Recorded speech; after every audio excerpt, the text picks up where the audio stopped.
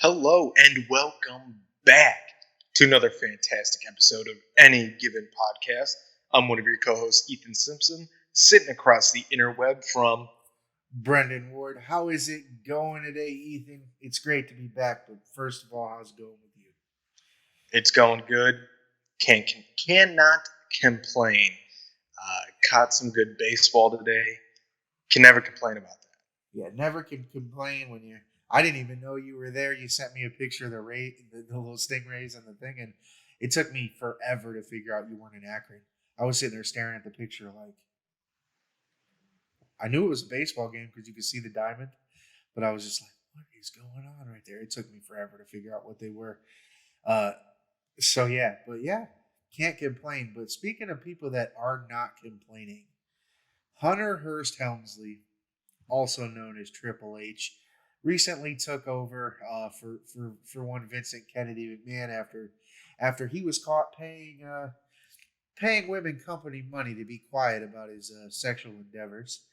The reason Triple H is not complaining because he has done something that hasn't happened in nearly a decade in World Wrestling Entertainment. He is on his way to completely selling out a pay-per-view. Now I know, like back in our day, back when we were younger and we were watching WWE and it was a big thing, sellouts happened all the time. That's what they did. But lately, WWE hasn't sold out an arena, especially for a pay-per-view, aside from WrestleMania, in almost a decade. Triple H has been there 1 month and has already almost sold out Survivor Series. Now, if you've watched a lot of WWE, you kind of expected that. Everybody knows that Triple H is the guy that's booking the right shit right now for WWE. So I just thought it was kind of a good anecdote to talk about with them because WWE was really dying for a while there with Vince McMahon at the helm. And it seems like it's getting this resurgence of coming back. Like even more fans are getting back into it because it feels like it's getting back to that 90s, early 2000s where they just didn't give a damn what they were putting on TV. Yeah, and one thing that I think is Vince McMahon definitely was ready to pass the torch. And he was definitely working his way to passing it to Triple H. But he was still kind of holding on to the reins. He wasn't quite ready to give up the throne. And then it got leaked that he was paying off these women, and Triple H takes over. Maybe Triple H had a little influence on that coming to light for the public. I mean, if he did, thank you. You know what I'm saying? Yet Vince is wilding out at 77 years old. I don't know if you saw the pictures of him that came out from over the weekend. He celebrated his 77th birthday this weekend with a weird crowd. He was with John Cena and his new girlfriend, Brock Lesnar, Pat McAfee, and some mistress that Vince McMahon has. That was the crew that went out to a bar for Vince McMahon's 77th birthday over the weekend. I mean, that's not bad company to be in. That is certainly a party crew. If you get a chance to find that picture, find it. You'll see Pat with a beer in his hand, sloshed like this, trying to stand up against the wall. It was funny to see. Yeah, I'm just surprised that Jerry Jones wasn't there. He might have been, but you know Jerry Jones. He ain't getting caught up. He's not getting caught up. After those flip phone pictures came out, yeah. I think he was told, "Hey, why don't you put the phones away? Yeah.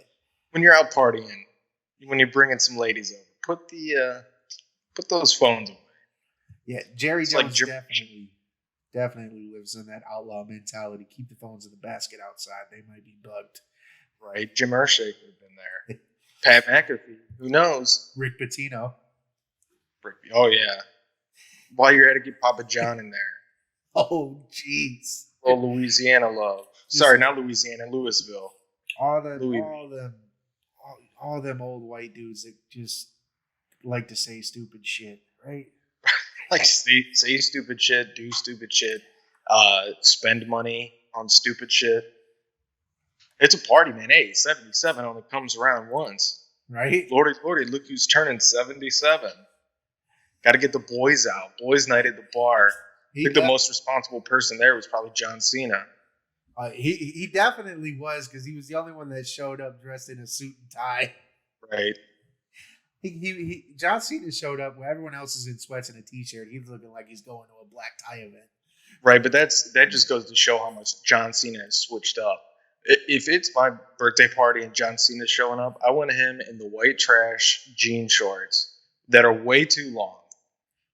The Marbury shoes. He wants the Dr. Thugonomics, not this new John Cena. No, not this new John Cena at all. I want him in the Marbury shoes, the Jordans, with the jorts. And a Mark Price jersey.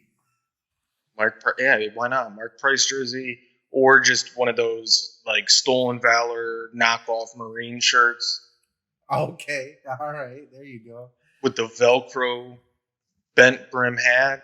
You know what I'm talking about. I'm talking about 05. Yeah. 05 to what, you got the 2010? Yeah, you got the brass knucks on and the chain gang. Right, just trash doing that. Be some funny shit to see John Cena out transforming into the drunk as hell, transforming into Dr. Thugonomics.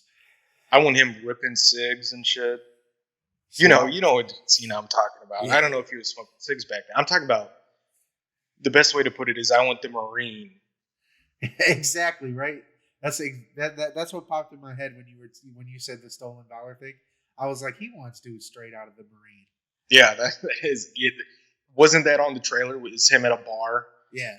And he gets in like a fight or something, and then something like that, man. I can't remember the exact plot of the movie. That shit came out like 20 years ago. But hey, let me tell you what. I've never seen the movie. Probably never will. You didn't miss much. I've seen it. It was a terrible movie. I don't know how they've made 8 of them at this point. I think the only wrestler, like the movies I've seen with a wrestler recently, was probably the CIA one with The Rock and Kevin Hart. And I only saw that because it was on like Comedy Central. Yeah. But other than that, I was going to say, you've definitely seen a Rock movie, because that dude's just too mainstream. He does. Yeah, and it wasn't like the Tooth Fairy one or whatever it is. I can't believe he did that. Hey, I mean, he got paid, so whatever. Right? Disney pays his ass now, so, you know. Right? I mean, hey, look at him. Jumanji and all that. He's in everything. Trust me, I know. The man is like, he created he brought out that Zoa energy drink, and now he's doing the Black Adam movie. So he created like a Black Adam limited edition Zoa just to sell the movie. Oh yeah? Yeah, like he does everything. Shit, Warner Brothers this year is only releasing 2 movies. One he stars in, Black Adam. And the other one, I don't even know the name of it, but it's with that chick Florence Pugh. I don't know if you know who she is. British actor, has done some random stuff. She got big when she was in Black Widow with Scarlett Johansson. Gotcha. I think I know what you're talking about, but it's like going to the Under Armour store. For people in Portage County know, it's out in Aurora Farms. But yeah, it's like going out to the Under Armour. That was an unnecessary plug. But it's like going out to the Under Armour store and it's all Rock stuff there. Oh. I'm not talking about like Rock. I'm talking about The Rock. Yeah. And it's got like the bowl on it. And it's like, dude, didn't you get that tattoo like covered up? Oh, it's gone, right? Yeah. He's got it covered up with that full, he did that like chest. Yeah. Like you covered up the bowl. So why are you using that as your brand logo now? Because technically the new tattoo is still a bull. It's like it's no longer that like crappy one that is the logo that he uses for the Under Armour stuff. But the new tattoo is a bull. It's like a bull skull. It's just huge.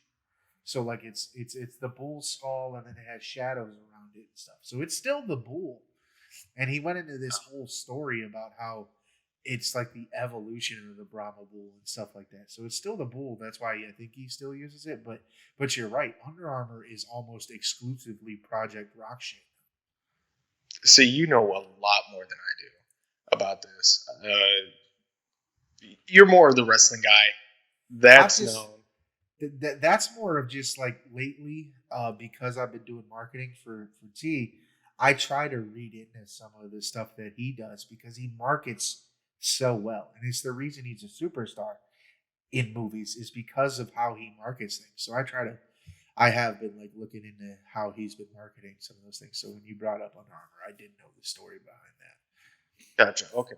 See, the two wrestlers that I know, maybe not the most about, but I know quite a few things about, is definitely The Miz. That makes sense. I always thought he was a funny guy. He was a funny guy to watch wrestling. To watch wrestling. Not to watch wrestling. The Miz. And then obviously Dolph Ziggler. Yeah. Pride of Golden Flashes. I was going to say, that's two local boys for you, boy. Hey, you know how I roll. And then, of course, I was always a fan of, like, King Booker T. King Booker? I love Booker T, man. Right, and everybody was a fan of Rey Mysterio. And I definitely enjoyed the Boogeyman. I think you know I enjoyed Boogeyman. I've talked to you about how much I enjoyed him spitting worms on people, crawling around with the clock. The funniest video is the one where Trump's sitting in the backstage on the phone. He's like, "Look, the service here is trash. I don't know what's going on. I've never." The Boogeyman's standing right there. He's like, "Can I help you?" He's like drilling the worms, and he's like, "Yeah, there's a bunch of freaks. These guys are freaks. It's a circus." Hilarious. I mean, A+ stuff. That's, that's when McMahon was still on his game. But we got to move on. Yeah, right. It was way too long on wrestling. We're going to move on to something that you know a little bit more about than I do. So I'll let you take this one away. So I just wanted to bring this up because everybody's been talking about Live Golf. Live Golf is the Saudi Arabian-backed golf league that's kind of just paying people ridiculous amounts of money to leave the PGA Tour and come play for them. Dustin Johnson, who's a relatively good golfer, but no longer is like top 10, anything like that, got $150 million a year to come play and Live Golf. They offered Tiger Woods $1 billion. He said no. So Tiger Woods and Rory McIlroy, who are two kind of cornerstones of the PGA Tour, decided that instead of going to play for Live Golf, they're going to partner with the PGA Tour and come up with this new made-for-TV series called Stadium Golf. Basically, what I read is it's kind of like a game show where these golfers are going to go on, and I don't know if you've ever played at like a simulation golf place where they kind of just have the tee, like a driving range tee, and then they have like a projector screen, and you literally just swing the ball and hit the projector screen. And then it tells you like, oh, because you hit it this way, you just hit a 200-yard drive, and you play around a golf. So that's how it's supposed to start. And then after your drive, if you're within, it says 75 yards, then they pick your ball up and take it outside to their in-house built hole. And then you actually play the rest of the way. I don't really know how it's going to work. But to me, it's kind of, I just thought it was interesting to note that Tiger and Rory are kind of doubling down on the fact that they do not want to even give an idea that they're interested in going to play for Live Golf, and that they're sticking it out with the PGA Tour. And it's important for the PGA Tour because they have lost a lot of people lately, and they've been around 60 years, and they aren't even giving out comparable money to this as Live Golf. even so far as to they doubled some of their purses for next year for some of the tournaments, and it's still not even close.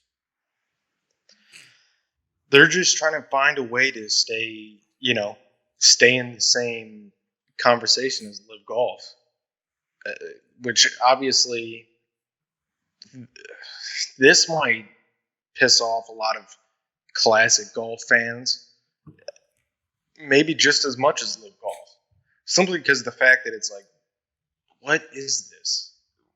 Is this Stephen Curry produced television show on NBC, ABC, whatever it's on? Some holy moly. Yep, I wasn't going to say it because I've given out far too many. All right.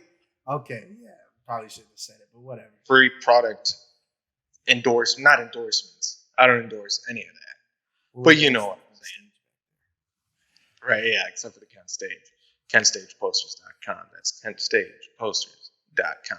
But yeah, this is definitely going to really piss off some people. Because what is this? Just like a 3-point contest, home run derby. Essentially what they're doing is the skills challenges at the Pro Bowl, which it's fun for some people. You watch the Pro Bowl because it's like there's nothing until the Super Bowl. This is on. Yeah. It's a random Saturday or whatever. It's fun because it's one night a year. Yeah, and it's a bunch of guys messing around. And at least they made it like messing around. Yeah. Guys having fun, doing dumb stuff. And I totally get it. But golf guys, golf guys, Brendan. I know golf guys, especially old school golf guys. Old school golf guys that flip out. You've seen all the videos. We've all seen Jackass and stuff when they're blowing the horn. Those guys freaking out. They don't like to be messed with. Well, that's they don't like people live golf. Yeah. And so now the PGA is doing all this, and I think all around they're messing with golf way too much than they should be. Yeah. Because look, golf's fun. We've been golfing for your bachelor party. That was fun. Would I do it every week? Probably not. Every once in a while, sure. Am I good at it? No. But people like to go mess around. Some people like to go mess around to blow off some steam. Some people, it drives them fucking insane. But they still do it. So, I think this is just all too much. Live Golf is going to be, I feel like it's overpriced. They're coming in, people are coming in, they're paying them these big bucks. And I feel like people, after a while, are going to be like, well, dude, this sucks. Yeah. Now that I think about it, this sucks. Because now these guys don't give a shit. They're not going to play as hard as they would during the Masters and stuff. Yeah. These guys are like, all right, we already have guaranteed cash. We just have to show up and have a concert before. Yeah, that sucks. When you say guaranteed cash, I actually see that ending kind of terribly for them. Because, like you said, it's overpriced. They're just throwing money out everywhere. What happens when that foreign government decides that, you know what, it's not worth paying for anymore, and they just dissolve Live Golf? Is Dustin Johnson going to be able to sue Saudi Arabia for $150 million? No. Yeah, I'm not too sure exactly all that. As you may not know, Brendan, contrary to popular belief, I am not a lawyer. Or have a law degree, so I'm not too sure exactly what's in the contracts, what's in that legal binding contract. I don't know. Yeah. I don't need to be a lawyer to tell you it's just not going to happen. Them people over in Saudi don't mess around. They kill journalists for speaking the wrong words over there. Right, yeah. So we'll see what happens Please there. Don't take my head off. I ain't got a problem with you, Saudi. Hey, I didn't sign that contract. I never touched that paper.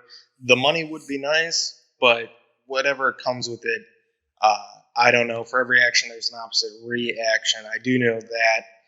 And that's all I have for golf. All right, let's get into basketball then and get going with it. LeBron James, in what I would call very non-LeBron fashion here, agrees to a 2-year extension with the Lakers before his contract is up for $97.1 million. And it's almost a slap in the face because for a year now, and most of it can be accredited to the Lakers struggling this last year. And really, anytime Anthony Davis is not healthy, everyone thought LeBron had one foot out the door. So I think it's pretty big that he was like, you know what, I'm gonna re-up. And so really, that's kind of. Do you have anything to say about that? It's unexpected to me, but it's really LeBron signed a 2-year deal. Yeah, he's normally like the 1-year extension when he stays with the team. If he's planning on that way, he can keep his options open. Am I surprised by this? No, because Dan Gilbert made it very clear. And countless times on this podcast, we've talked about it. Dan Gilbert made it very clear that there's no room for LeBron on this team. And he wasn't going to make all these moves and do all this for LeBron to come back to Cleveland. At least for right now. So, for LeBron, okay, if the Cavs aren't willing to do that, then I'll just stay here. It's like, all right, man, get your $97.1 million, which sounds insane when you think about it for 2 years, right? That's when people start going, oh, we pay these athletes $97.1 million for 2 years. My God, to play a child sport. My God, this is disgusting. What about our troops? What about the homeless? What about our schools? But then you think about it, 2 years for LeBron, $97 million. You got to think about how much revenue LeBron brings in, not only to the city of Los Angeles, the state of California, not only to the United States, but to the world in general, how much revenue he generates for so many people. That's why every time LeBron leaves Cleveland, it's dead. Yeah, the amount of money, they lose a crazy amount of money. And the economy in Cleveland just takes this giant beating when LeBron leaves. And then when he came back, he's come back once, he left twice. So when he came back, it was crazy how booming downtown and Northeast Ohio was in general. Because everybody was out. Cavs play how many games a week? At least 3. At least 3. And people were going out, if not for all 3, then at least one of them. So that's one more night people are just going out and be like, oh, LeBron's on. Using it as an excuse to go out and meet up with your boys, or go out and get dinner with the family and be like, oh, the kids can watch LeBron. Well, and this is basketball. There's only one team in Ohio. Right? So, and then think about every time LeBron plays in a different city, that no matter what city you're in, it's selling out. That game's selling out. The commissioner tried ruling out load management because LeBron was sitting on away games. Yeah. I mean, it's crazy what LeBron brings. It was like today, going to the Rays game. Guess who was playing? Shohei Ohtani. I was gonna just say who'd they play. I can make the guess, but so Shohei Ohtani played today. Mike Trout was supposed to be in the lineup. It was before game scratch, but he played the night before. People still showed out. It was a 1:00 start game on a Thursday. and it was packed in there. It was Tropicana Field packed in there. It wasn't as packed when we went and saw the Yankees a few months ago. But when they were playing, I mean, it was packed for a Thursday game at 1 o'clock, and school started this week. Yeah, right? It's middle of the day, school week. Yeah, and people were out there. I mean, there should have been like 3 people there. That game, essentially, if it was like a concert or something or anything else, it would have been canceled.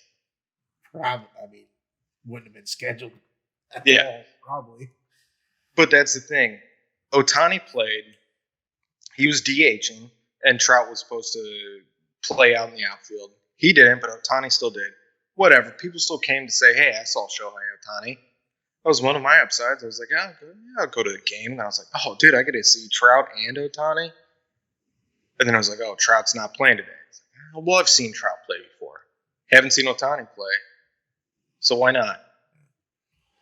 But that's the whole LeBron thing. So LeBron, the $97.1 FM million, it's justifiable for 2 years.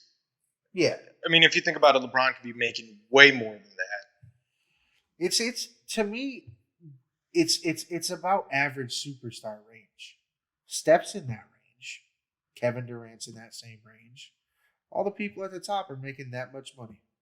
Damian Lillard, think about what he does for Portland. Yeah, exactly. The people at the top of their game that you would call a superstar are all making about, what's this, $48 million a year? That's what that is right there. And everybody at the top is making that. But another thing the Lakers did is they decided that they were going to trade for Patrick Beverley. They ended up giving up Taylor Horton Tucker and Stanley Johnson. That came down Thursday morning. I think I woke up to it. It happened real early. I like this trade for them. They really needed a defensive-minded guy. The only problem I see is it seems to have pissed off Russell Westbrook. Well, yeah, of course. I don't know why it would, though. Beverly's a 6th man. Westbrook can still be the starting point guard. Well, what do you think is going to happen if Westbrook is playing the way he's been playing? Who are they much rather going to get the ball to and make moves and rather pass it to? Whether it's Westbrook who's on the bench or if they're switching up the lineup. I mean, if Westbrook played the way he did last year, he's headed to the unemployment line. Yeah, so I mean, I would be pissed too. He's obviously they're trying to fill a spot that they thought they had already filled. I get what you're saying, man. How can he be pissed? He knew they were looking to move on from him. That's why he asked for a trade at the end of the year. Last year. Yeah, okay. All right, yeah. Now that you bring it that way, he should be happy because that means he's most likely on the block. Yeah.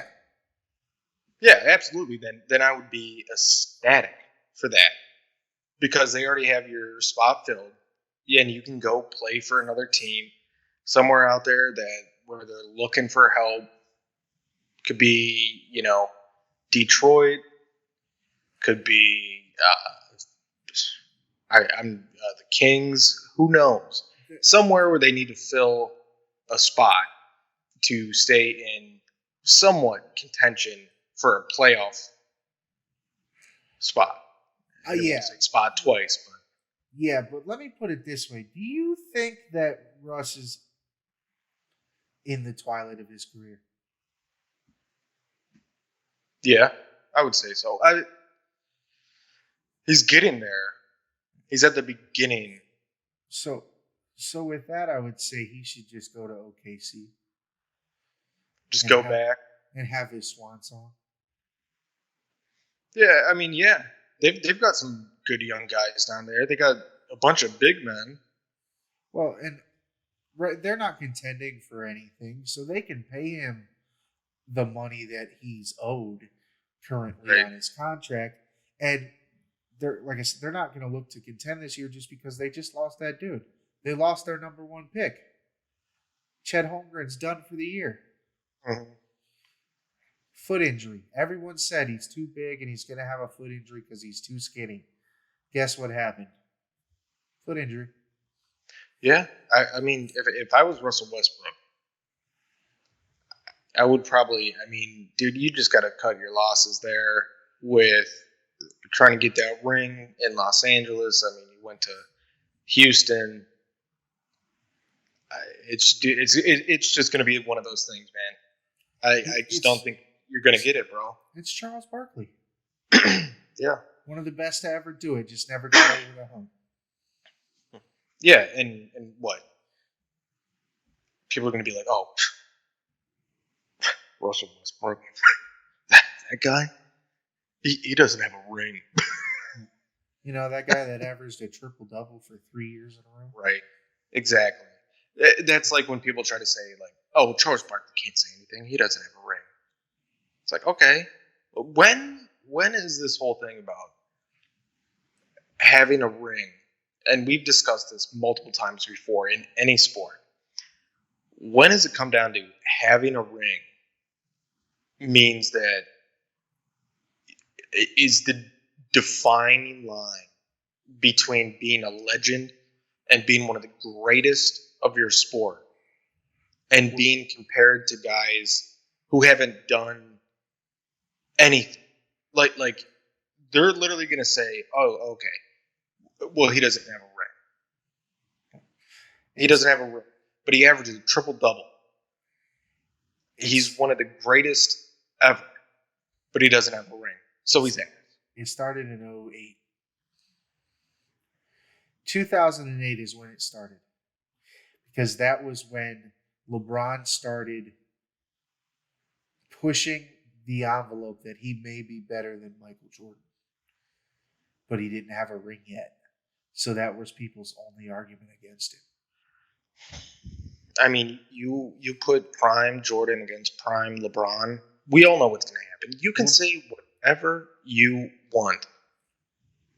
We all know what's up. And you can't even use the same Jordan-LeBron argument that you use for Steph or LeBron.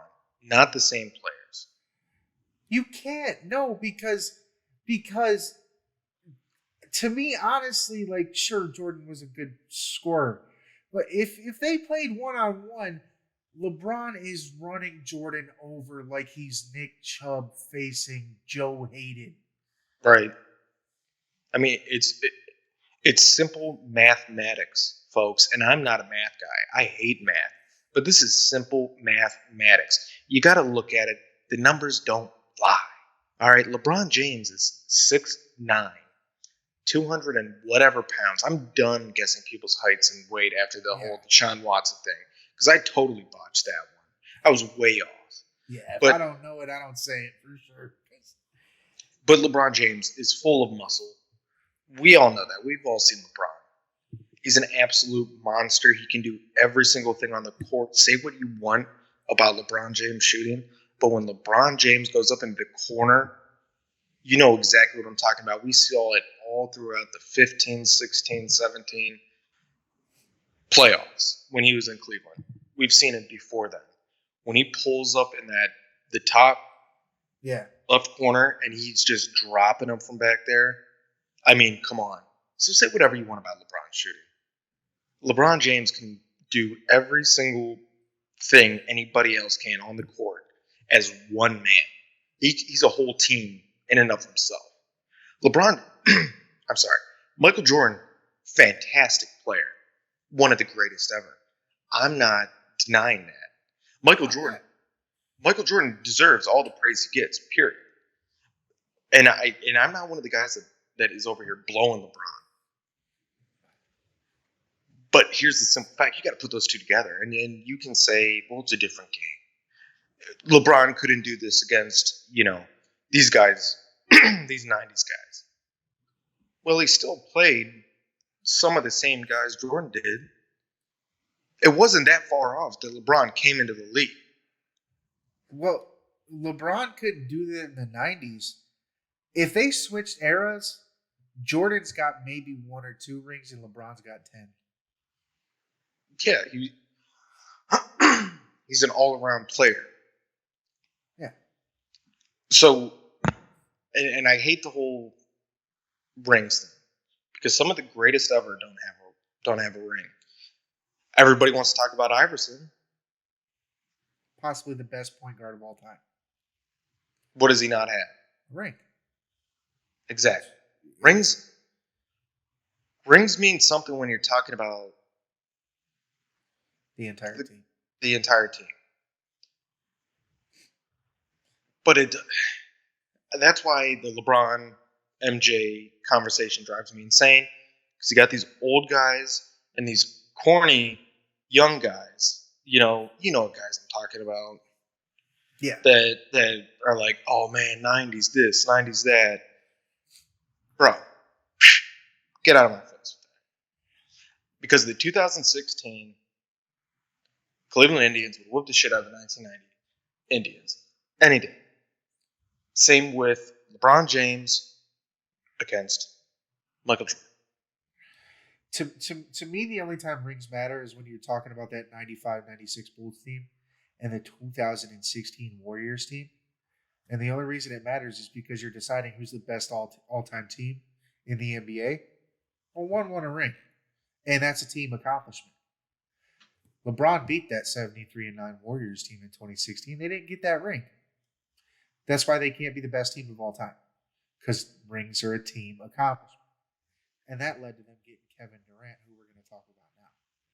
Alrighty. Kevin Durant has issues. Most of them are with leading a team, because he can't lead a team unless there's a bunch of other Hall of Famers on it as well. Unless the team's already really good, as he did it in Golden State. He's struggling. He went to Brooklyn after Golden State. He's been struggling with them. He had one good year. That first year, he played a full season coming off the Achilles tear. And then after this, earlier this summer, he said he was done. He wants a trade. He's out. He don't care that Kyrie's staying. He don't care that they went and traded for Ben Simmons last year. Kevin Durant wants out of Brooklyn. So, obviously, Kevin Durant's a good player. I can't deny that. He's not a leader. But because he's a good player, Brooklyn wanted like 8 first-round picks. Well, nobody's got just 8 first-round picks to throw away for 3 years of Kevin Durant. You get 3 years of Kevin Durant for the next 10 years of your organization. It's just not worth it. So they really couldn't trade him. They finally sit down in LA over the past week and kind of look Durant in the face and be like, look, dude, a trade for you is just not going to happen unless we give you away. And we're not going to freaking give you away. We'll try again next year, but it's not going to happen. So I guess they kind of came to a mutual agreement that Durant was going to stay with the Brooklyn Nets. Even so far as to Sean Marks, their general manager, releasing the following statement. Steve Nash and I, together with Joe Tsai and Clara Wu Tsai, met with Kevin Durant and Rich Kleiman, which I'm assuming is his agent, in Los Angeles yesterday. We have agreed to move forward with our partnership. That sounds real encouraging. We are focusing on basketball with one collective goal in mind: build a lasting franchise to bring a championship to Brooklyn. So they're a partnership. They don't have a relationship. They're two people that hate each other that realize that they need each other to play the game of basketball. I mean, Kevin, you signed that contract. Like we said earlier, talking about Live Golf, you signed that contract with the Brooklyn Nets. That's your job, bro. Well, and it's not like he's got 1 year left and he's going into the final year of his contract and he's just trying to get new money now. The man still got three years and an option on his contract. So 4 total if he plays it out. Yeah, and he's sitting there like, what's going on? Why can't I be in charge of this team? Why is LeBron going to be in charge of this team? This is what I imagine goes through his head. Why can't I be in charge of this team? Why can't I make decisions? Why does LeBron get to choose who comes and goes with his team? Why can't I do this? Why is Kyrie so weird? Why does Steve Nash actually tell me what to do on the court? Why can't I be like LeBron? And I hate to bring up LeBron and bring this into it, but LeBron does all that because, we talked about earlier, LeBron brings all that to the table. Kevin Durant, excuse me, Kevin Durant, if he just sticks with his team, they have a fantastic team. There's no more Kyrie sitting out most of the season and then only being allowed to play certain away games because of COVID-19. I think that everybody is moving on past that. Would you agree? Let us hope. But yeah, I'd say. Let us hope. But it seems that way, right? Yeah, absolutely. So with moving forward, I think he should be less concerned about Kyrie Irving and more concerned about why the fuck Ben Simmons is in his locker room. If he wants to talk about anybody on that basketball team, why is this man in my locker room, on my bench, at my practice, wearing the same jersey as me, on the same flights as me, the same bus as me, at the same lunch room as me? Because Ben Simmons, them picking up Ben Simmons is absolutely insane. It's ludicrous. Ben Simmons is the definition of ass. Ben Simmons sucks. And this isn't just being a hater. This isn't, blah, blah, blah, blah, blah. No, this dude just straight up sucks. He's terrible. He can't make a three. He can't play a single goddamn game. He's just sitting there getting paid to watch basketball and wear stupid ass outfits. Look, I like to wear some, different colors and some things like that. But this guy wears straight up dog shit outfits. And that's what Kevin Durant should be focused on, is why Ben Simmons is on his team. Ben Simmons is holding a roster spot and holding money and holding that team hostage. Because who else wants that guy? Where are you going to ship him off to? He should be just fine with Kyrie Irving. They should figure it out. They should talk about what happened last season with the whole vaccines thing and then just get over it. Work through it. They went from James Harden to Ben Simmons. Yeah. Bro, I understand that you're pissed at your general manager because he made that god-awful fucking trade. But don't hold this over the rest of the team. Yeah. Talk with your team, dude. Do some bonding. Have a Halloween party like the Cavs did. Something to, just create a brotherhood, because that's what it is. You're exactly right. The team chemistry is not there. You need to have a brotherhood to go far in the NBA, and they just don't. They're a collection of talented individuals. Yeah. That's all it is, and that's not a team. They literally they write movies about this, and they are always stacked teams that have no chemistry. And it's like, well, why doesn't this work? Well, because it's not 2K, bro. It's not Madden. You can't do it's. It's not a video game player calculated by numbers, animated. That there's, Yeah. So he should just try to figure it out and figure out how to bring this team together. And if by all means, if that's gang jumping Ben Simmons in the showers, hey man, it happens. They're gonna bond over beating the shit out of Ben Simmons. I mean, dude, have you seen Full Metal Jacket? Yeah. Hold his ass down. Put the soap in the socks. Whoop his ass. Hopefully it doesn't end up like the end part, the result of that, but right? Yeah. This is my right. Hopefully it's not like that. But all I'm saying is, you guys should bond over your hatred for Ben Simmons. You guys should do what Baker Mayfield did. Grab your nuts in Ben Simmons' face. Once you guys do something, be like, hey, that's why Devin Booker's fucking your ex-girl. Just get on him. Man, This Ben Simmons hate is awesome. Speaking of what I think is going to be a bad trade, Cavs are reportedly interested in Donovan Mitchell. And I put on here, what would you give up to bring him in if you were Kobe Altman? Nothing, because I wouldn't do it. The Jazz are reportedly asking for 5 first-round picks plus talent for Donovan Mitchell. No. So that would mean 5 first-round picks, and they're not just going to ask for Chetty Osman. They're going to want Jared Allen or Evan Mobley or Darius Garland or Colin Sexton. Now, Sexton might be the most movable piece of those 4 I just named, but still, 5 first-round picks and him? Right. No. Absolutely not. Nope. There's a reason why they're trying to ship him out. Always remember that. Right? Think of exactly why are they getting rid of him? They've been the best team in the West consistently. Yep.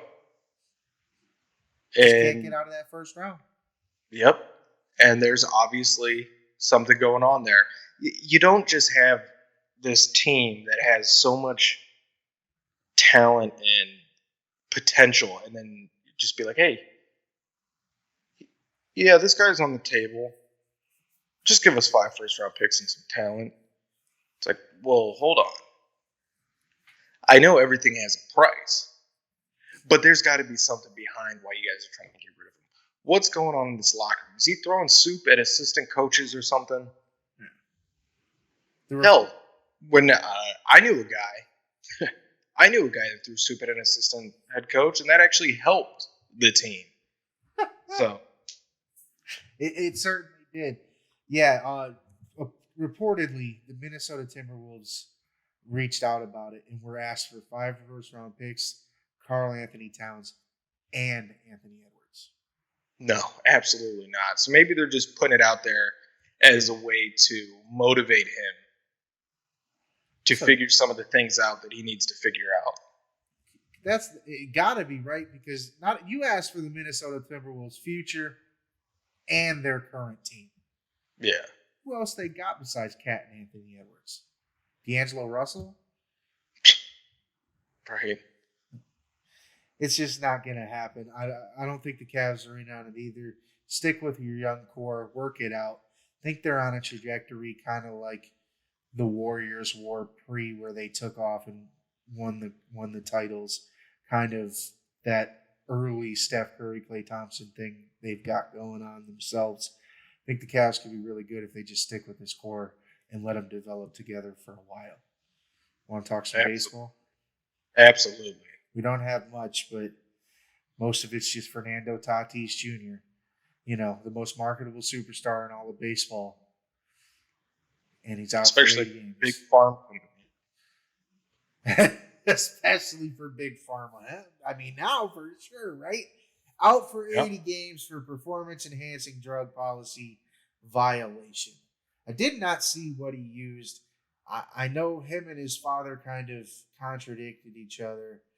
Tatis said he was using something for shoulder rehab that he didn't know was banned. His father said something else about how it wasn't even anywhere close to his rehab. He was using some type of topical product. What they always say when they get caught. Like Peyton Manning was using deer antler spray a couple years ago. Or was that Ray Lewis? It was one of the two. But they always come up with some BS. You know what's banned. Right. It's like the guys in the UFC that get caught even though they took their estrogen blockers that are supposed to hide it. You were taking estrogen blockers. What do you think? What do you think they're gonna know you're doing? Why do you need estrogen blockers? Some grown ass man pulls up to a piss test for the UFC, and all of a sudden he's peeing straight estrogen. What the hell you think's happening? Right. Gonna have to. Yeah, doctor. Gonna need another sports physical in here. We're gonna need to check something out. Right. Sir, you've got a positive pregnancy test here. Right. It's like I can't remember what show it is, but they take the drug test or do the drug test, and I was it says here you're starting menopause. Exactly. This isn't right. Yeah, or it says you're pregnant. It's like, is this correct? Oh yeah. Yeah, can't you tell? Right. Jeez Louise. Yeah. There's obviously something going on. It's not like the dude used Aspercream or Icy Hot and was like, well, I didn't know it was in there. Yeah. It's just total BS. He knew he was taking stuff, but why even take stuff, bro? You're one of the top players in the world. Right, he was already great. Yeah, and I would get it. You're injured, but why even mess around like that? I don't know, because the only thing he needs help with is defensive stuff, and a performance enhancing drug is not going to do that for you. It's just going to give you some power, and he already had that. I guess it works out for him though. He's out for 80 games. That gives him time to have his shoulder surgery and rehab and come back. Yeah. Him and his dad can go out in the backyard and do pop flies and grounders and stuff. Well, and they could rub Aspercream all over each other if they need to. Hey now. Hey now. Football? Yeah. Yeah, let's go for it. All right, preseason takeaways. Josh Dobbs is definitely the Browns' number 2 guy. Well, number 3 if Deshaun Watson was able to play. I don't know if they're going to do anything with Rosen. He's probably going to get cut. Maybe not, because they might want to keep 3 guys on the roster. So, do you think they keep 5 running backs? That would be Nick Chubb, Kareem Hunt, Dearness Johnson, Jerome Ford, and Demetric Felton. No. Who do they cut? Felton they just drafted, right? Ford they drafted this year. Felton they drafted last year. Gotcha. Yeah, pretty much it's just a battle between those two, and then one guy's going to the practice squad, right? I tend to agree. And if I had to say it right now, I think Ford wins it. He's looked so good.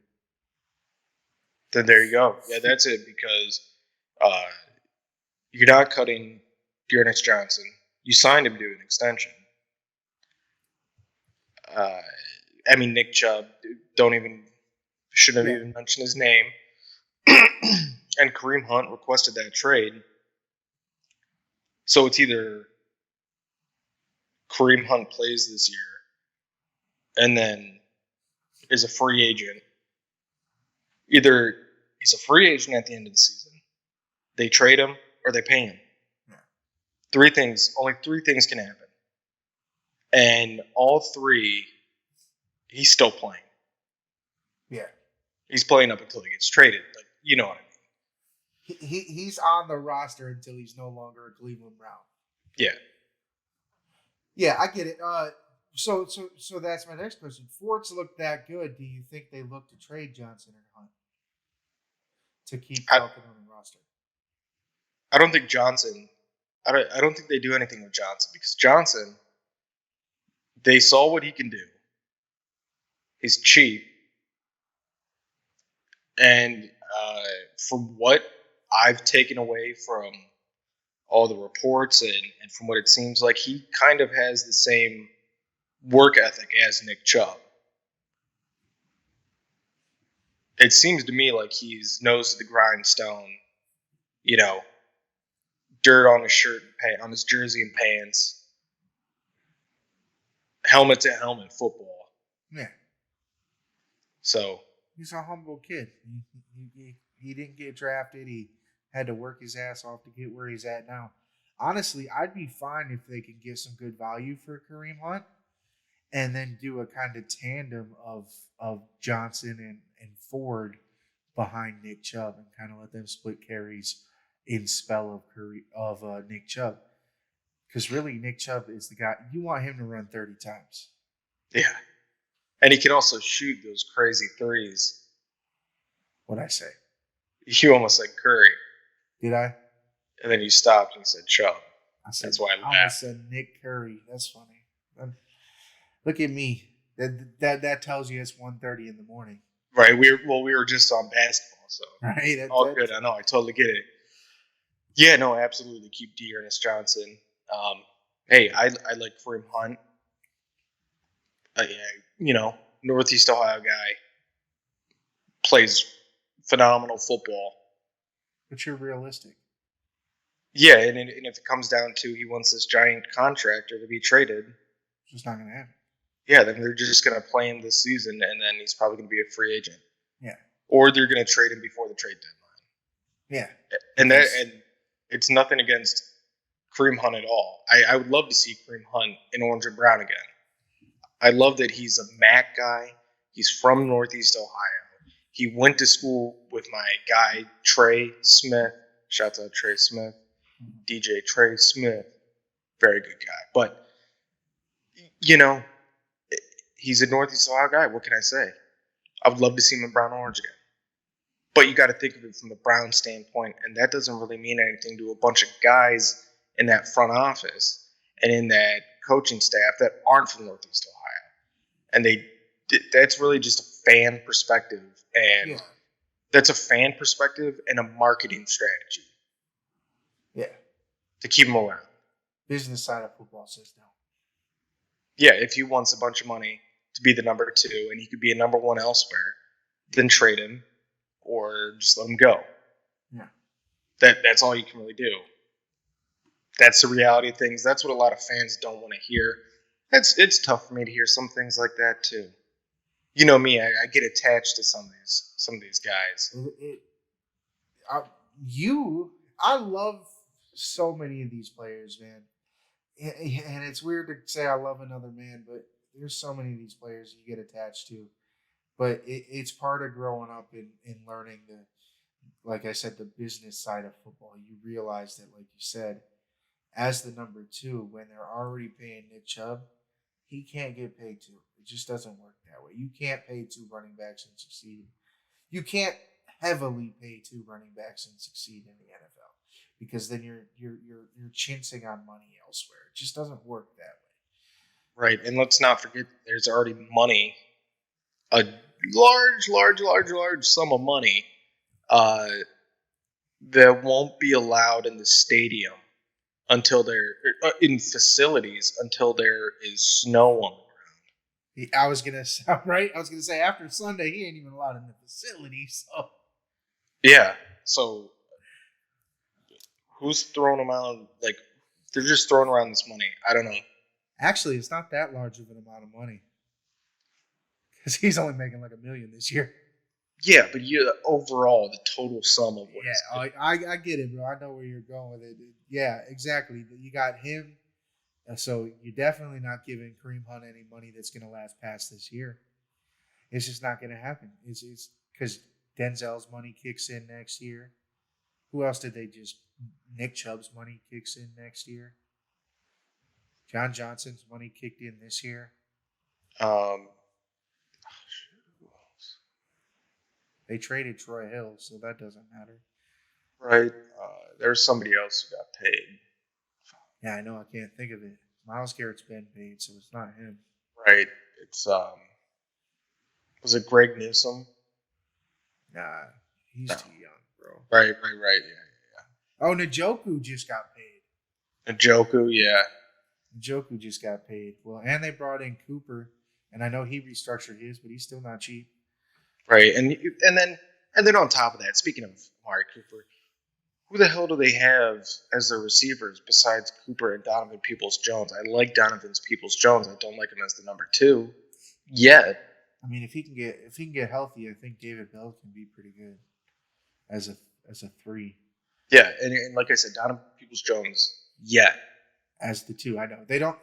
Cooper's good at the 1, but they really don't have a true 2 or 3 after him. Yeah, and you see the guys that are still out there on free agency. I haven't seen the list quite that recently, but I know there's some names out there. I mean, there's some decent talent out there that they could pick up and strengthen this receiving core. Well, the guy I thought they were going to sign just retired today. Well, yeah, I did see that. I thought for sure they were going to call JC up and be like, please come back. Nick Harris got hurt. Right. It's all right. Tyron Smith is done for the year for the Cowboys. Yeah. Well, they said he might come back in December, but he tore his hamstring off of the knee bone. He ain't coming back in December. He might not ever come back. Right, that's disgusting. Dude's been hurt every single year for the past 5 years. He might be done. No, absolutely. Absolutely. So, let me just say this. The 2 times that I was at camp this year, obviously it's camp, you're watching it. Yeah. There were grown-ass men out there with their binoculars out, like, scouting these guys, just walking through plays. Yeah. You know, where there are no pads on. They snap it, they fake drop back, and these guys, like, walk, you know, like the fake mall walk, their routes, and then Deshaun or Jacoby just, like,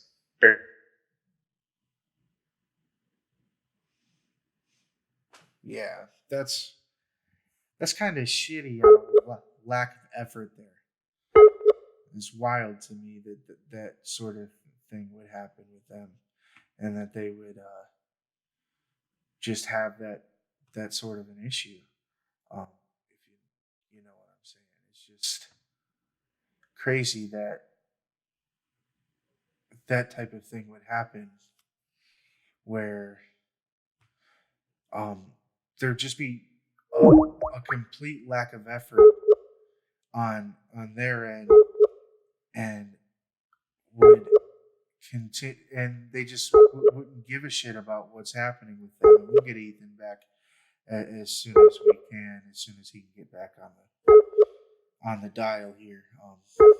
Sorry for the kind of technical difficulties. That's what happens when you're working over the internet.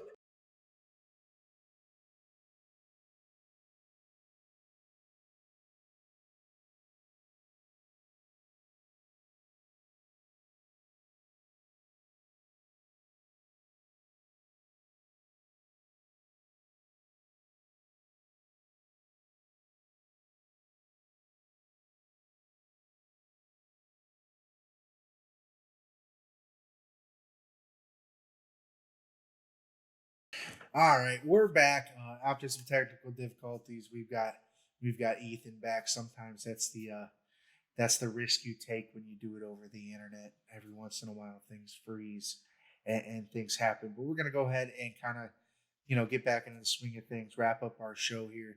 We were getting to the very end. We almost made it the whole. I mean, it's gonna end up being another hour and a half show almost. But that's good. It took us a while to get back on, so it's always good to just let it all out. A whole hour and a half is fine, because we sit here and we have fun. Even if we get on tangents, we have fun talking to you guys. But Aaron Donald, let me get back on pace. Aaron Donald, double helmet fight. Ethan wrote it, double helmet fight. We'll go ahead and explain that. I'll let you explain it, Ethan, because you'll probably do it better justice than me.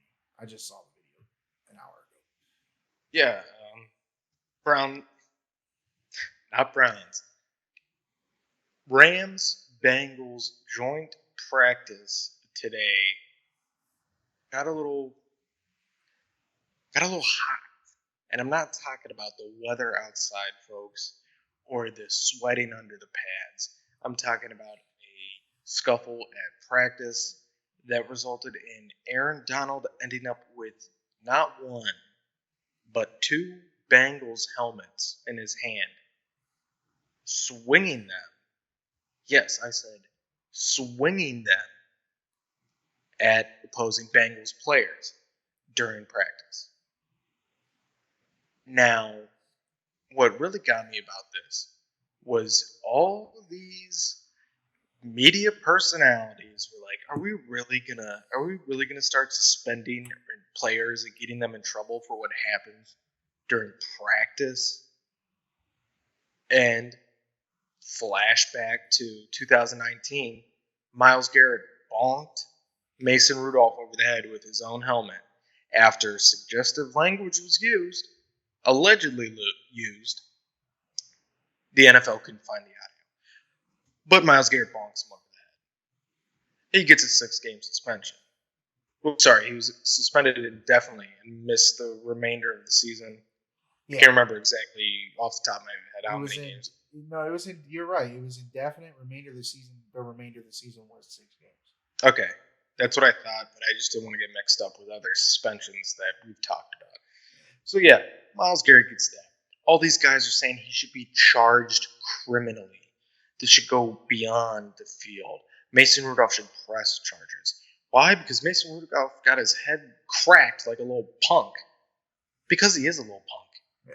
He has one of the most punchable faces in sports, and we've already talked about this. It's another topic for another day. But here comes Aaron Donald, who goes and gets these helmets and is now swinging them double-fisted at opposing players. And everybody's like, well, it's practice. It's practice. Let the boys be boys. Why? Because it wasn't on national television that he shouldn't be in trouble? Because it was practice that he shouldn't be in trouble because it was a scrimmage. And then people were like, well, the other Bengals players had their helmets on. Different story. Is it a different story? If you shoot at a guy with a bulletproof vest, is it not attempted murder? Brendan, is it not attempted murder? It certainly is attempted murder. Exactly. Well, and you're absolutely right? They wanted to put shackles on Myles Garrett. There were people that wanted him put in jail for that. And if you watch that video of Aaron Donald, I would say Donald was even swinging those helmets way more maliciously than Myles Garrett swung at Mason Rudolph. He was like freaking Donkey Kong breaking open a barrel on the Super Nintendo back in the day. He was trying to crack skulls with those swings.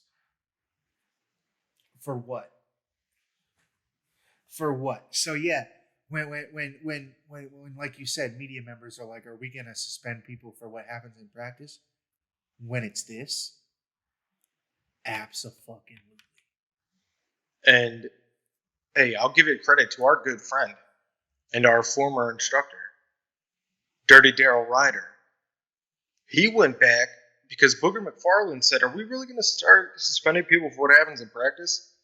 He went back and got the tweet that Booger put out when the Myles Garrett thing happened, and he talked about how Myles Garrett should be criminally charged. He broke the unwritten rule of the football fraternity and all this and this and this and this. And so Daryl goes back and digs it up. And it's like, oh, yeah? You know? It's me, Daryl Ryder. Is this really what you... Did you really what you wanted to say? No. So, I mean... You want to know the real difference? And why he probably won't get suspended? Has nothing to do with practice. It has to do with that he's the NFL's defensive golden boy.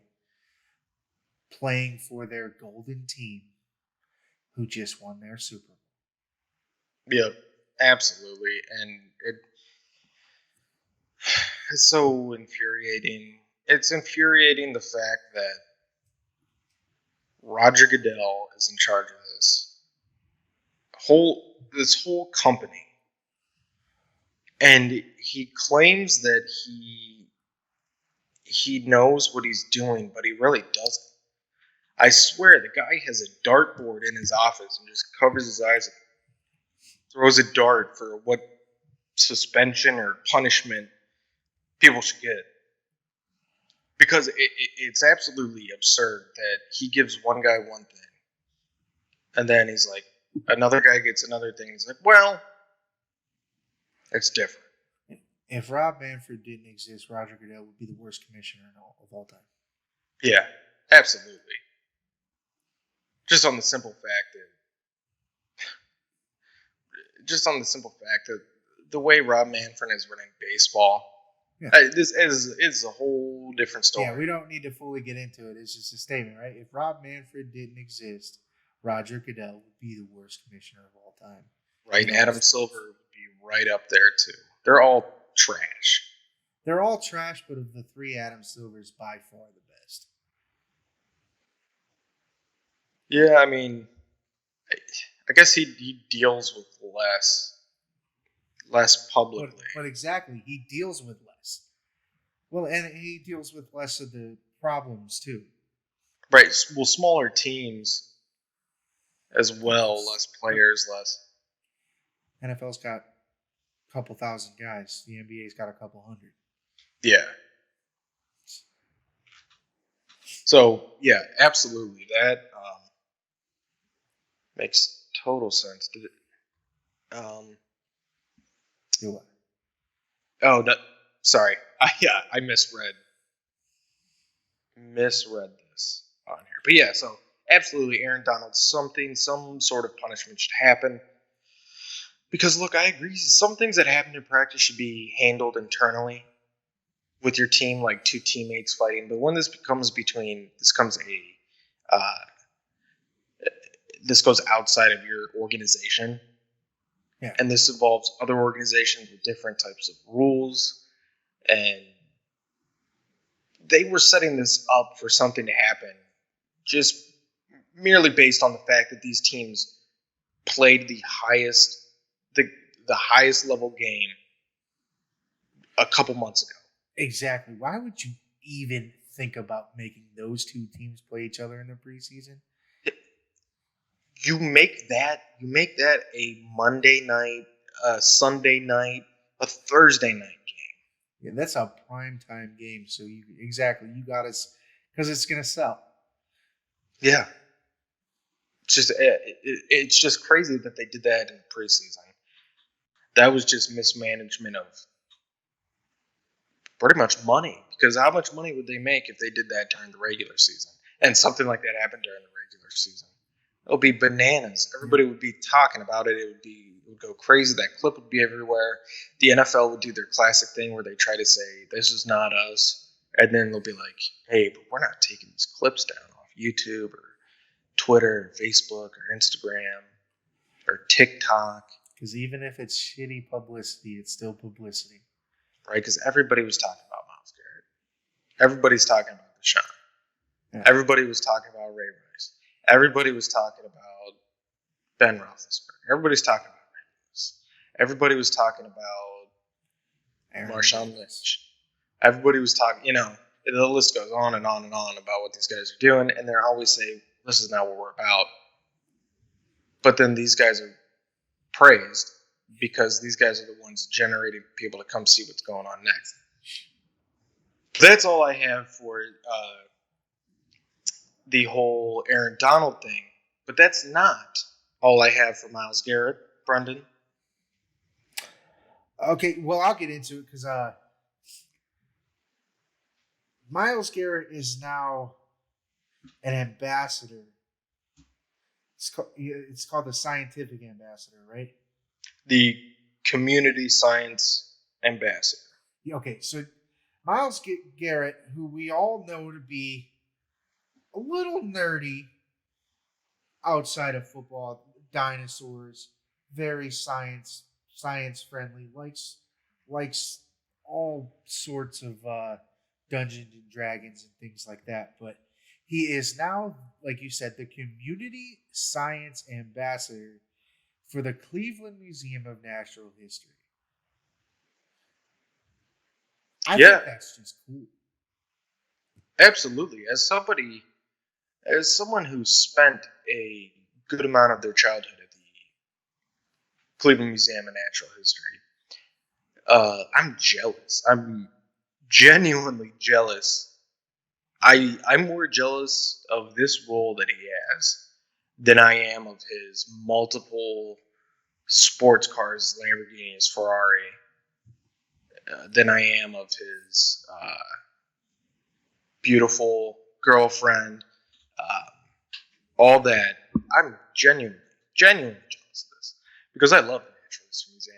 Like I said, I spent countless days there growing up because learning about stuff like that is fun. Brendan, some people don't think that's fun. I find that fascinating. That's where we kind of maybe not differ. You might find that fascinating as well, but that's what I enjoy about school was learning about that type of science and that type of history. Well, history in general.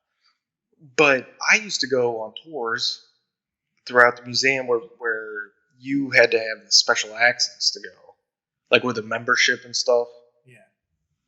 And I went down to their basement where they have all just crazy amount of animals down there. Obviously, like taxidermied and all these artifacts and all this crazy stuff. And I actually found a platypus that they had forgotten they had there. They didn't even know. They forgot it was there. They didn't even know. And I found that down there. Don't believe me? You can ask my mother because that is a fact. But I love the Natural History Museum. Genuinely happy for Myles Garrett.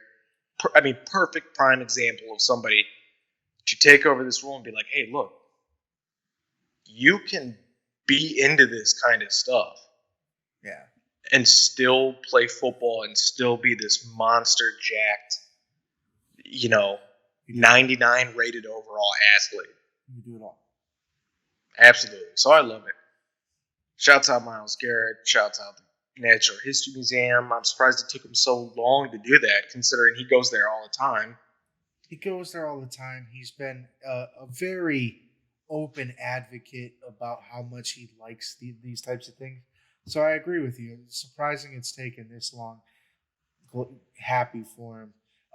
Last thing we have on the docket here for football is we talked a little bit about Deshaun's suspension last week because it was settled.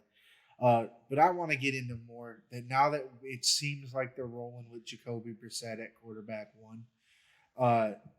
What do you expect from the Browns this year now?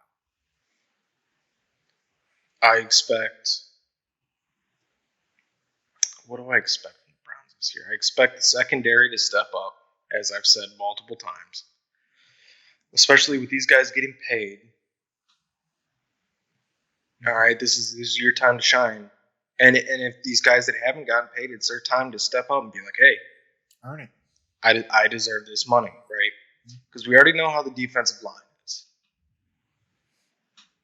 Pretty straightforward there. Yeah.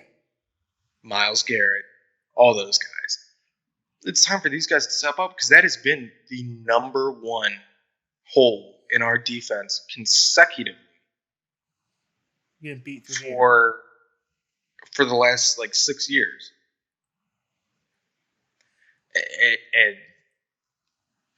And honestly, how do you guys get burnt so much? That secondary is going to be the difference between Joe Woods only having a job for 8 games or Joe Woods having a good job for 2 years. Exactly. 100% the truth. With the offense, like I've said, rushing attack, run game, that's what defenses are going to expect is run down their throat. Old school AFC North football, that smash mouth in your face, running down your throat football. They need to do. I was just going to say, and that's okay because they've got the best running back who I might consider the best running back in football. Yeah, he's definitely up there. I would definitely take him over Derrick Henry. So he's probably like 1B or 2. The only person that I would give you an argument for is Jonathan Taylor. Yeah, and we'll see how he does this season. I was going to say, and then again, he only did it 1 year so far, so we'll see. New quarterback coming in and everything like that, so yeah, definitely we will see. Wide receivers need to step up. They need to take the pressure and all the weight off of Amari Cooper's shoulder. His shoulders, not shoulder. I got you. All right, so last question for you. What's the Browns' record after the bye week, headed into Week 13, Deshaun's first week as the starting quarterback? So, 11 games. Let's see. They play every AFC North team. Give me 2 seconds. I'll have the full schedule up for you. Off the top of my head, I already know the game 1. You got game 1, Carolina. Game 2 is Jets. So you got Carolina week 1, Jets week 2, Pittsburgh week 3, Falcons week 4. Holy crap, that's an easy start to the schedule. Okay, so I'm going into week 3. They're 1-1. Uh-huh. And then you said, what's up? They losing the 6 week 1. They're not winning against 6. So that's what I'm saying. know that. I knew you didn't. I knew you were having them beat the Jets. Yeah. No, Baker Mayfield's going to come in and do exactly what I said he was going to do about the Super Bowl. He's going to bust their ass. He's going to bust their ass, and he's going to grab his dick right in their face, and he's going to tell the Hasms to go fuck themselves on national TV. And he's going to say, hey, look, to the fans that supported me, I still love you. To the fans that chanted and booed and did all that against me, go fuck yourself. Yeah. Have fun dealing with your quarterback in December, in the early December, when you see a first glimpse of your real quarterback, and see how well he does after a year and a half not playing. So you got you got those 4 easy ones to start. 5, 6, 7, and 8 get a little harder because you go Chargers, Patriots, Ravens, Bengals. Okay, so 8 games in. So Chargers, Pats, Ravens, Bengals. Lost to the Chargers. They beat the Pats. Hold on. 1-1. So they're going 1-1. Win week 1, lost week 2. Sorry, lost week 1, win week 2. Week 3 is. That's a dub, right? I think they could still beat Pittsburgh. Yeah, that's a toss-up game right there. Think they could beat Mariota in Atlanta week 4?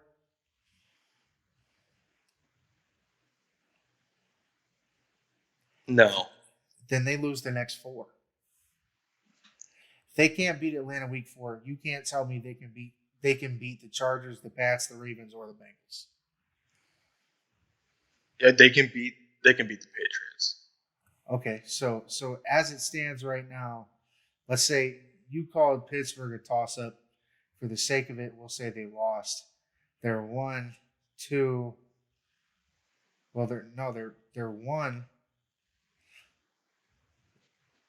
1-3, 1-4, 2-4,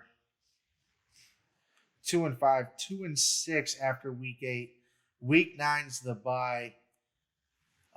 Week 10, Miami. Win. So now they're 3-6 after week 10. Guessing they don't beat Buffalo week 11. No way. No. 3-7 after week 11. Tampa Bay week 12. No. Unless Tom Brady falls on his face and just isn't Tom Brady anymore. So 3-8 headed into Deshaun Watson's return is what you're saying. Yeah, I could see it. Looking at it too, I could see it too. Especially if they drop 3 of those first 4 games. Their season's over after week 4 if they're not 3-1.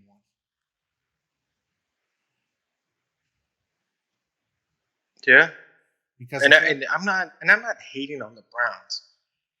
This isn't me being hating on the Browns because of some Baker Mayfield vendetta that I have. This is me just telling straight up. Like, look, depending on how week 1 goes, either Baker gets this team hyped up and he comes out and he kicks the Browns' ass, or it's a close game and the Browns come out on top, right? And from there on, then the Browns end up 2-0 to start the season. Yeah. Then they're confident.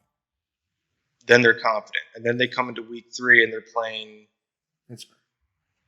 Pittsburgh. That's a toss-up. So pretty much their season just really depends on how they come out week 1. Gotcha. I agree with you. Like I said, if they're not 3-1 through the first 4 weeks, that means they lost to Pittsburgh, Atlanta, or Carolina. And I think those teams are inferior to Chargers, Patriots, Ravens, Bengals. So it can only get worse from there. And then you're off to a very shitty start. And it spirals from there. But that's kind of all I got for this episode, my man. You got this day in sports history? Yes, I do. This day in sports history, August 26th, 1939. Yes, you heard that correctly. 1939. Major League Baseball has its first ever game televised on W2XBS, whichever radio station that is. W2XBS. The Cincinnati Reds versus the Brooklyn Dodgers at Ebbets Field. So there you have it, folks. The first ever televised Major League Baseball game was the Cincinnati Reds versus the Brooklyn Dodgers at Ebbets Field. And this was only a few years before Jackie Robinson came into the league. I mean, this is also a hell of a this day in sports history. It's this, if you think about it, it's the start of it all for televised baseball. Yep, absolutely. And think about how many fantastic sports baseball moments there have been that have been televised. I mean, you just think, if you think of, I can think of so many. Hank Aaron breaking Babe Ruth's record and him going around the field and those 2 guys running up against him. Kirk Gibson's home run. You know exactly what I'm talking about. Yeah. Randy Johnson exploding the bird. Randy Johnson exploding the bird. You have the "Who's Your Daddy" chant at Yankee Stadium to Pedro Martinez. Just too many. Steve Bartman robbing the Chicago Cubs. Yeah, Steve Bartman's fault. Whatever. Cubs were cursed.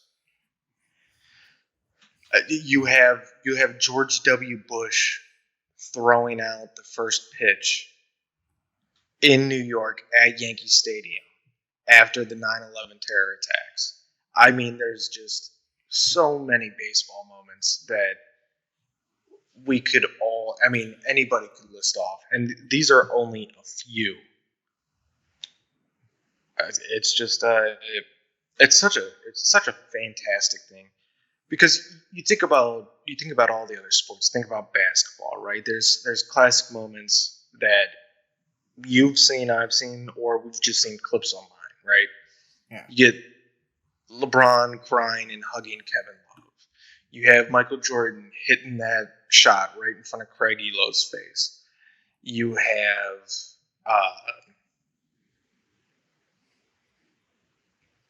Shaq breaking all those backboards. You know, I'm just trying to think. Yeah, you got the Dirk step back. You got just all of them, man. House of the Palace. It's so hard, right? There you go. That's another one that's kind of took off. There's just so many of these moments that television and sports created that just, it created magic. And to this day, some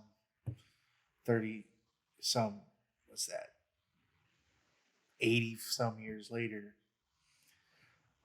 we're still we're still creating magic in sports. You'd think after 80 some years we've seen it all, but we just haven't, because that's what sports does. Absolutely, and sports brings everybody together. And you think about these great moments in sports history that I like bringing to you, and how many of these were televised, and all the boxing matches and everything, and especially back in the day when there was one television set in the house, or there was one set in the neighborhood bar, and everybody's crowded around it and they're watching it. The whole family's watching, not just you. Yeah, absolutely. And you know what and this game, if you think about it, August 26th, 1939, this game helped bring some of the greatest moments, not only in sports, but in the world, to life for people in their own homes. Yeah. Like the moon landing, which, wherever it was filmed at, some think it was the moon, some think it was in a studio. Wherever you think it was filmed at, doesn't matter. How many people watched it, right? Everybody in the country watched it. Everybody in the world watched it. All the Olympics. That's the thing with nowadays, though, is back then everybody in the world watched this stuff. Now they just catch it when it's done. They'll stream it later. Right. Can't do that with sports. Right, because as soon as you see something or hear about it, you got to look it up. Well, if I miss the game and then see the score before I can go back and watch it, I don't even want to watch it anymore. I know what the fuck happened. Yeah, you just watch the highlights. It's like tossing on Sports Center. Yeah, Sports Center will give me everything I need.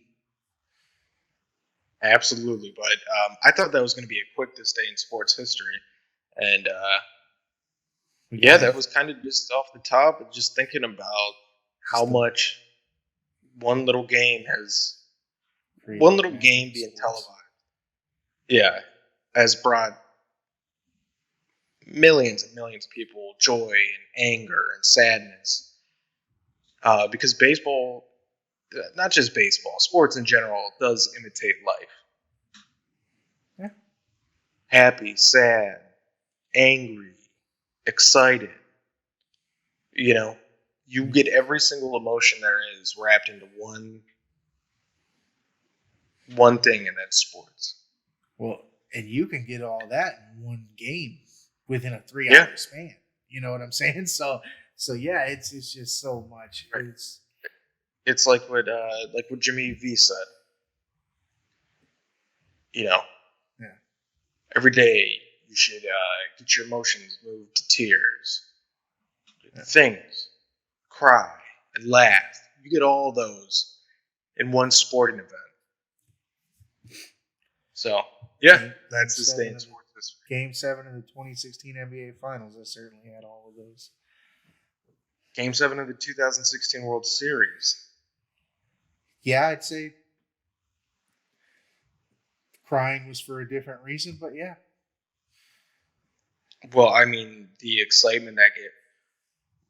So we're going to drive deep to left field, Rajay Davis, My God, I thought my heart would stop. I was having pains in my chest from excitement. My heart was going through the roof. There was a show going on. Right, I was at work ready to punch through a wall when I was watching it on my phone, ready to go nuts when that happened, because I was just waiting to go home that night. I'm sitting there watching it on my phone, like yeah. Just a person behind me is counting cigarettes, waiting, because I worked at a gas station at the time. Person behind me is counting cigarettes. And I'm like, hurry up! I'm trying to get home for the rest of this motherfucker. Right. Absolutely, what a wild game. What a wild time. What a wild everything. And that's just the wild, wide world of sports. And that's why sports is so meaningful. And that's why we do a sports podcast. Speaking of, thank you guys for tuning in to Any Given Podcast. Where can they follow you, my man? You can follow me on Twitter at ETH Simpson. CGOD. You can follow me on Instagram at ETH Simpson. You can follow my main man Brendan at at bwardcale on Twitter, b.ward52 on Instagram. You can also follow the podcast at Podcast Given on Twitter, at Any Given Podcast on Instagram, facebook.com/Any Given Podcast. Please do not forget to subscribe to the YouTube. It's just a click of a button. Just help us out a little bit. It's real fun, real easy. You'll get updates every time we do a video.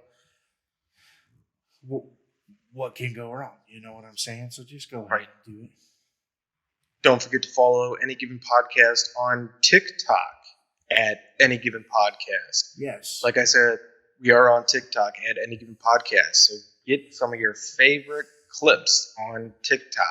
Just a quick little reminder to make you smile and laugh out there, folks. Yeah, we had to expand a little bit, get them youngins involved in Any Given Podcast. But again, thank you guys for tuning in to Any Given Podcast. Y'all have a wonderful and fantastic rest of your week.